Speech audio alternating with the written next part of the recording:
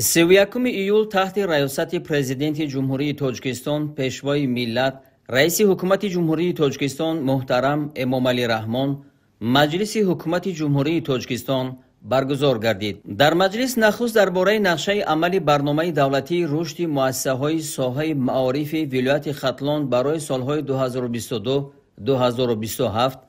در مرحله دوم سالهای 2025-2027 گزارش وزیر معارف و علم جمهوری تاجیکستان رحیم سیدزاده شنیده شد. از جمله تاکید گردید که لایحه قرار حکومت کشور برای حل مشکلات جای نشست در مؤسسه‌های تعلیمی ولایت ختلان از بین بردن بناهای در حالت صدموی قرار داشته مؤسسه‌های تعلیمی و فراهم نمودن شرایط مساعد تحصیل میباشد. گفته شد که در دایره لایحه مذکور بنیاد 165 بنای مؤسسه تعلیمی برای 53303 جای نشست به مبلغ عمومی 957 میلیون و 850 هزار سومانی پیش بینی شده است. با قرار حکومت جمهوری تاجیکستان نقشه عملی برنامه دولتی رشد مؤسسه‌های ساحه معارف ولایت ختلان برای سالهای 2022-2027 در مرحله دوم سالهای 2025-2027 تصدیق گردید. سرور دولت محترم امامعلی رحمان سپارش دادند که ساختارهای مربوطه برای عملی سازی نقشه عملی برنامه تدبیرهای ضروری اندیشیده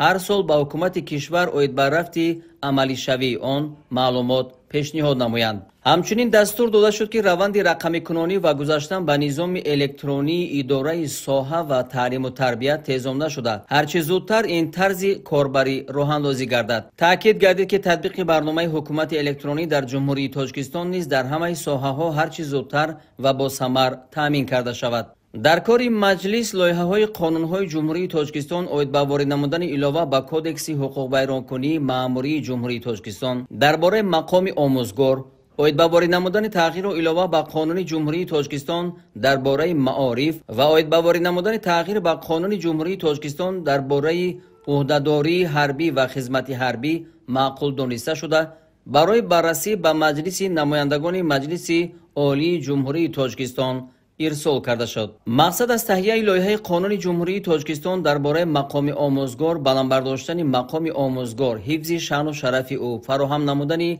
زمینه‌های مساعد رشد کسبیت و فعالیت برای آموزگاران و پیش بینی نمودن امتیازهای بیشتر بهره آنها می باشد. هدف از تهیه لایحه قانون جمهوری تاجیکستان اوید به وارد نمودن تغییر و علاوه به قانون جمهوری تاجیکستان درباره معارف باشد. مطابق نمودن معیارهای قانونی مذکور به لایحه قانون جمهوری تاجیکستان درباره مقام آموزگار و همگونه سازی معیارهای پیش بینی نموده آنها است. در ادامه مجلس همچنین مسئله ها درباره برنامه امنیت آذوقه‌واری جمهوری تاجیکستان برای سالهای 2026-2030 و درباره برنامه آماده سازی متخصصان از حساب جوانان برای ساحه‌های اقتصادیات جمهوری تاجیکستان در سالهای 2025-2029 بررسی شده از روی آنها قرارهای دخلدار قبول گردید. بعد محاکمه مسئله های روزنامه مجلس حکومت جمهوری تاجیکستان رهبر دولت محترم امامعلی رحمان برای اجرای سپارش ها